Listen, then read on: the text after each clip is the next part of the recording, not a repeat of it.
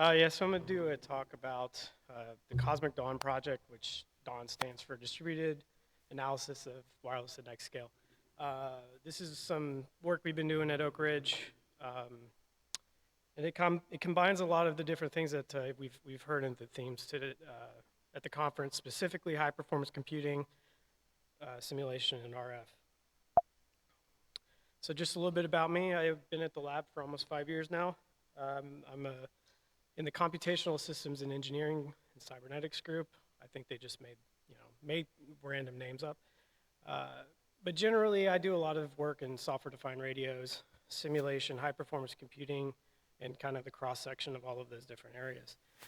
So what is Dawn? So this is a flexible framework for being able to take software-defined radio applications that are off the shelf, so any type of thing what you might use, and you want to be able to simulate that software radio in some sort of arbitrary scenario. We want to do this in such a way that we don't have to modify the radio, the applications in any way, and we want it to be able to be put into a software environment that can run on high-performance computing systems, which there are some limitations to the software environments for how those systems are programmed, so that makes it complicated in a lot of different ways of how you would take those applications and then put them into that software environment. One of the big motivations for why we're doing this is because developing configurable testing environments can be very time consuming. Test hardware can be expensive, setting it all up, configuring it. You have limited amount of things you can do because you have fixed hardware environments and fixed testing systems. So it can be very difficult or time consuming to just compare a lot of different scenarios for whatever application that you're doing. So there are different types of existing frameworks that can do simulation, but there's limitations in how those are designed. And one of the big targets and goals we have is to put this onto the high-performance computing environment. And like I said, there are not a lot of systems that are designed for that typical or that type of environment. So the overall workflow of what Dawn does is, so you have this concept of the design space exploration. So in that way, we would set up a templated system that allows you to define what your environment's going to look like, what applications you're going to run, how the networks and all those types of things are configured. And you can have a high-dimensional parameter space that you can use. And there are different tools that we use to take that scenario definition and generate a new scenario that is then spun up on the workflow system. So this then uses a hardware emulator and the physics modeling, which we'll get into in a little bit. And it will generate that scenario and basically deploy it onto the HPC environment where you can run thousands of different scenarios, or you can run really, really large scenario where all of the different nodes that you have allocated in your workflow are all working together to produce a simulated RF environment. So the physics engine is one of the big parts of how we're designing the simulated channel environments. And it's a little bit more than just channel environments. It could also be hardware, antennas, all kinds of things. Really, it's a software framework, and it's designed to be very modular. So you can, as long as you can do the modeling with the level of fidelity that you want, in a lot of ways, it's an endless possibilities of what you can simulate. It all depends upon the amount of time it takes to build the models that you want to simulate. But in general, what the physics engine does is it will take the signal as being transmitted by a hardware emulator, and then it will run it through multiple different types of channel environments. So that might be a transmit modeler, a receive model, plus the actual signal propagation part as well. And all of this is combined, and then it's passed back to the receiver model.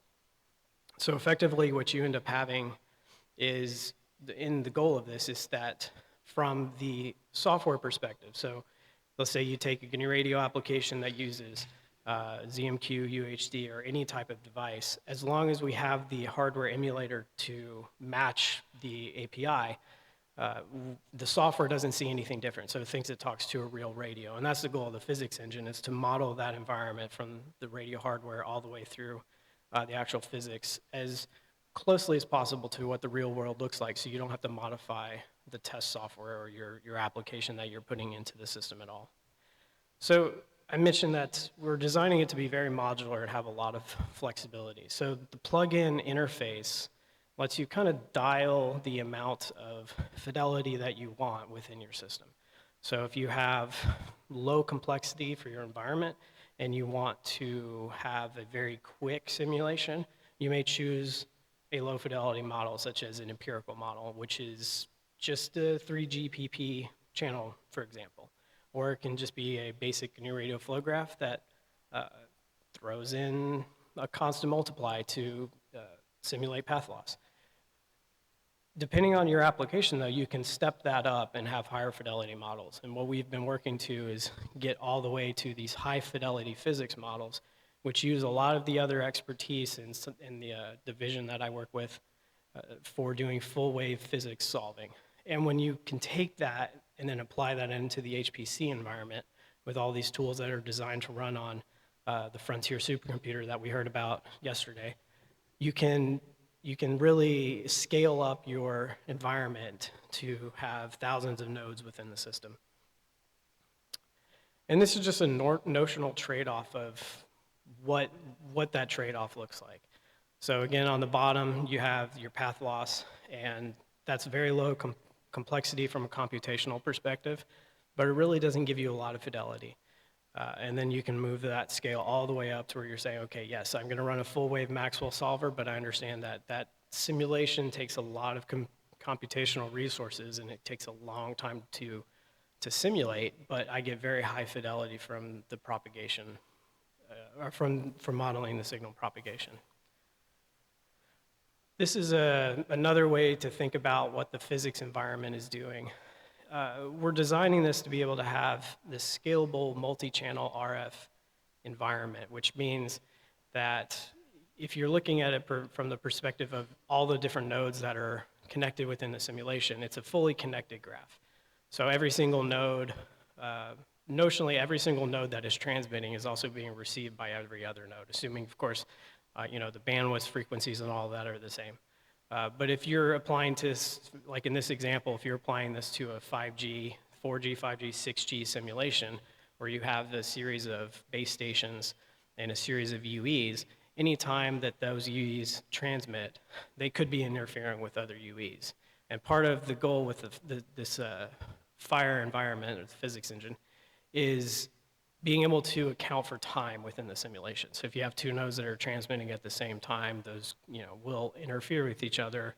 That way you can get a better idea of what your software may be doing in the real world. And we're adding a lot of things like the HPC support with message passing infrastructure, and that allows you to easily add multiple different systems into the simulation.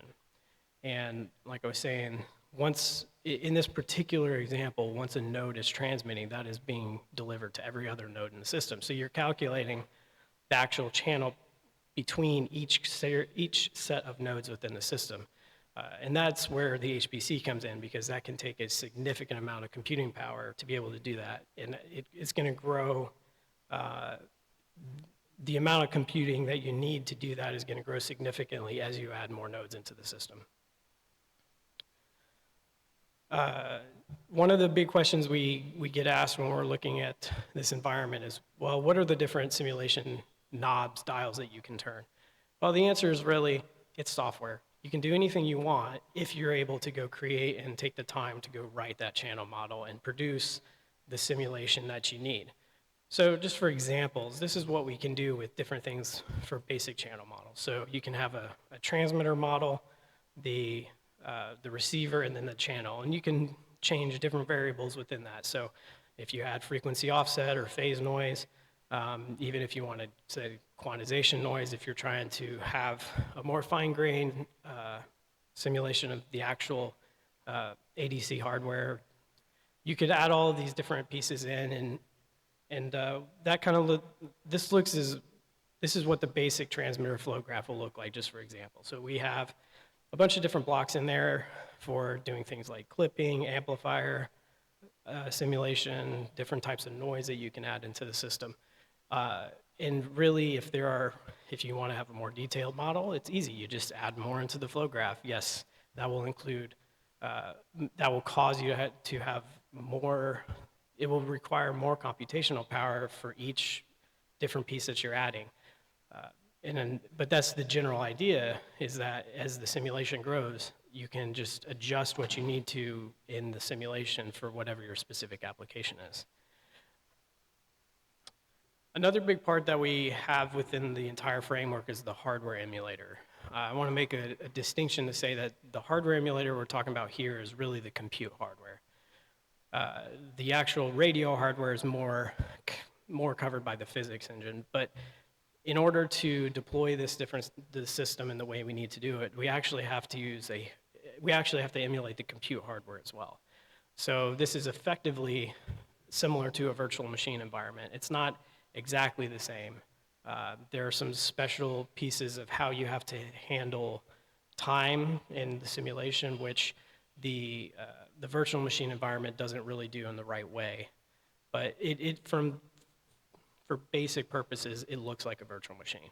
But what this does is it lets us be able to deploy custom software to whatever system that we're trying to simulate. So we can, it's a VM, so you can run whichever OS you need, you can put whatever user software you need into that system. And it allows us to set up the networking in such a way that we can very easily control what devices are connected in. So if we want to simulate connecting an SDR over a network connection, the virtual machine environment lets you do that, and you can just set it up very easily. And there's a lot of different things that we want to extend in the future. Adding more hardware, SDR hardware support, which again is kind of sitting at partly in the Fire environment, partly in the hardware environment, and other things like GPU pass-through, which we don't currently have in there. But one of the key reasons, another key reason why we have to do that is because for the software stack, when we're trying to deploy this to an HPC environment, like I said, deploying it to an HPC environment is not as easy as just developing something on your laptop. And the first keynote kind of talked about that, about what does it require when you're actually going to go deploy and write software for running on these systems. Well, one of the big things is there is a lot of restricted permissions, or specifically on Frontier, there are a lot of different restrictions in how you can set up and execute software. So for example, some applications like SRS RAN may require administrative privileges in order to set up the tunnel tap environments that they need in order to establish the IP connection that runs over the 5G connection. But for systems like Frontier, you don't have those privileges. So that's where the hardware environment, the hardware emulator helps us out a lot as well, because KVM is enabled on those systems, for example. So we are able to spin up any number of virtual machines that we need, and once we're running in the virtual environment, now we can give the permissions to the user software that we need in order to allow it to execute and set up all of the connections it needs to operate properly. So specifically, we use several different layers of virtualization for deployment and also for that hardware emulation. We use Apptainer. I'm sure a lot of people are familiar with Docker. Apptainer is another type of containerization system, but it's more focused specifically on deployment, and specifically deployment in HPC environments. And it's a really useful piece of tech which allows you to create a single file, which is similar to your Docker image, but it's just a single compressed image that you can just copy around to all the different nodes in the system. And once you have it on the system, it effectively only implements the file system virtualization within the container environment. So that allows you to very easily put your software into a portable environment that you can deploy. So whenever the workflow manager starts and we get all of the nodes that are allocated for our job, one of the first things that you do is you copy over that Apptainer image. And now all of the middleware is available on the node to be able to execute. And included in that apptainer image is the QEMU stack. So in this particular use case, we are using straight up QEMU for the system virtualization. So that is what gives you that hardware layer, which then lets you execute the guest environment where you actually have administrative privileges to be able to do what you need. And then on top of that, we can take and port an apptainer image back into the QEMU environment as well in order to make it very easy to port user software into the virtual environment that's running on the compute node. So when you add all of these things together, and I had already kind of mentioned what this design space exploration capability looks like, it gives you a really powerful tool to be able to do different types of workflows with a unmodified version of your software. So the big thing there is, let's say that you're designing your system to use a specific piece of hardware. Now, assuming that you have that hardware model in the entire system, you can just run that system without modifying it at all, right? You don't need to go in there and take out the UHD or SOAP, whatever blocks it is that are interfacing with your virtual or your hardware, and then put in a TCP or ZMQ connection or whatever your transport mechanism is. The idea is that that system just doesn't change. And mainly the big reason why is when you start modifying the software to go into a testing environment, that software is now actually differs from the software that you may be deploying in the real world environment. So the goal is when you're dealing with these simulations, you want to keep the two of those the same. That way you're validating the software that you're actually trying to go deploy in the real world. So this kind of design space exploration tool gives you a lot of flexibility in the applications that you can run. We have the ability to be able to move nodes within the system, so you can actually have a geographic area, and then that can change what the channel environments look like. You can adapt parameters of the hardware models. You can adapt, again, it's a software environment, so as long as you build it into the model as a parameter, then you can adapt it with a design space exploration tool. And then you could spin up thousands of different scenarios. So for example, if you're trying to validate that your software is going to work at a proper SNR, you can spin up a bunch of different situations where you vary the SNR, you vary what the channel model is, vary the frequency offsets, things like that.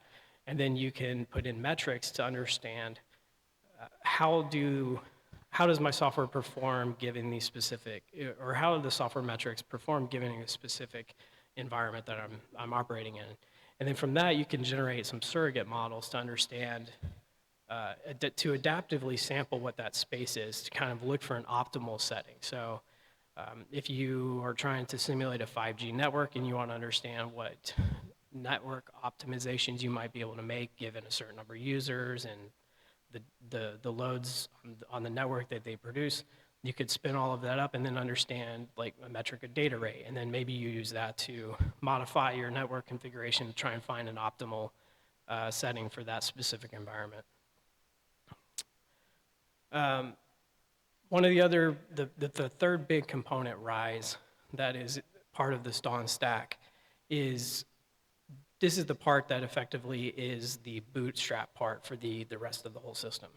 So this is what takes the templated scenario and the parameters that were selected, and then it, in fact, goes and launches all of the other components. So it launches the different nodes, the simulation nodes, it pushes the software there, it launches the physics engine, makes sure everything's connected, it launches the user software that's running, and then you can track different things, like you can build in statistics for how that tracks, different metrics, and you can control different changes to your environment. So you could move nodes around, change the channel, those kinds of things. And this also can allow you to do different types of, like I said, metrics. So you can have time-dependent or time-independent metrics.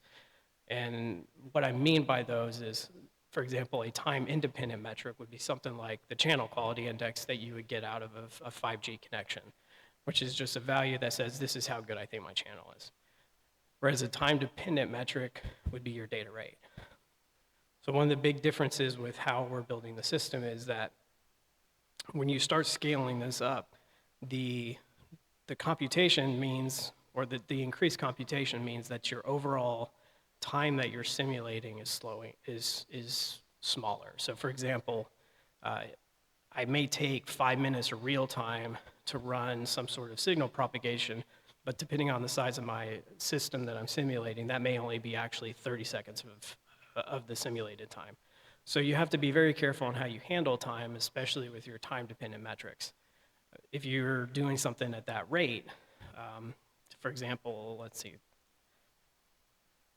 So for example, in this scalability experiment, we were trying to vary the number of UEs that we were connecting to a single base station with the SRS RAN software. So in this case, we were varying it from 1 to 28 nodes, but the hardware we were running on only had 64 physical cores. And once you started hitting about 64 nodes, then you started oversubscribing all your resources, which means that you ended up having a significant overhead from the hardware perspective and just being able to do the computation. So you would go from a 5 times simulation ratio up to a 50. So in that scenario, you're effectively saying that if I'm running 128 nodes, that for every second of simulation time, it's going to take 50 seconds of real time in order to calculate that for the signal propagation. Now, if I'm running a time-dependent metric over that link, IPER, for example, in the virtual environment is going to return a value that looks more like the real-world time. So you'll end up seeing a very, very low data rate, even though the simulated environment is actually running at, say, 20 megahertz. So what we were able to do is to build in these time-dependent metrics that understood what the simulated world did, not what the real world is doing. And when we would do that, then we actually get a value, for example, with the data rate that looks more realistic to what the real world would look like. For example, 20 megahertz would be around 20 megasamples for your downlink. I basically talked through this already, but one of the basic examples we've been doing with this software is a 4G, 5G link. All of the channel models themselves, the hardware models, those are all implemented using GNU Radio for all the different physics part of the simulation. But the software that was running outside of that was the SRS RAN stack for doing the 4G, 5G connection. And so, like I was mentioning, we were tracking the channel quality index for the time independent metric there, but we were also calculating the time dependent metric using the data rate. And we could spin up multiple scenarios where we were moving the UE further away from the base station and having increasingly worse channel models. And what we could see is that we could validate that the CQI, the channel quality index, was effectively tracking the SNR, which is what you would expect it to track as you physically move a UE away from the base station. And the data rates would also track the same. And last few slides I'll show here are just some quick screenshots of the 4G, 5G link actually executing. So this is the very top is where we're actually booting the simulator. So we're starting up the different QEMU nodes and putting executing the software in that environment. And then the bottom is where the UE is actually able to successfully attach to the base station, get an IP address, and set up the network. This here is just a more detailed logging output of the UE doing the same thing. But we were able to see all the different steps of the SRS software operating properly and validating that it was actually connecting over the system. And I think this is the last slide. And we have one of the big things that we were able to do is successfully deploy this onto the Frontier supercomputer, which was a really big step. So we were able to take that example with all of the middleware. We had a development cluster that we were building all of this on, and with the Aptainer software, once that was actually an enabled workflow on the Frontier system, we were able to copy all that over and get a scenario up and running in basically right away. There are some little differences between how the two systems work, but generally speaking, required very little, if no modification of the entire middleware, which was a really big step to be able to get that running on Frontier and be able to apply these different time-independent and time-dependent metrics. With that, are there any questions?